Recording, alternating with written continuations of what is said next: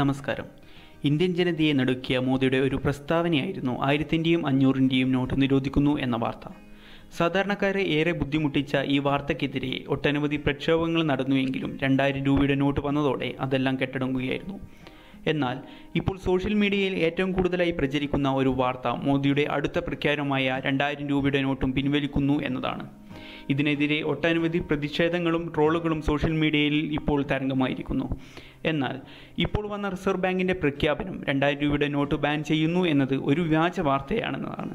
ചിലർ കെട്ടിച്ചമച്ച ഈ വ്യാജ വാർത്തയെ കൈയോടെ പൊളിച്ചെടുക്കുകയാണ് റിസർവ് ബാങ്ക് ഇപ്പോൾ ചെയ്തത്. താഴെ കാണുന്ന കമൻറ്റ് ബോക്സിൽ നിങ്ങളുടെ അഭിപ്രായങ്ങളും നിർദ്ദേശങ്ങളും രേഖപ്പെടുത്താവുന്നതാണ്.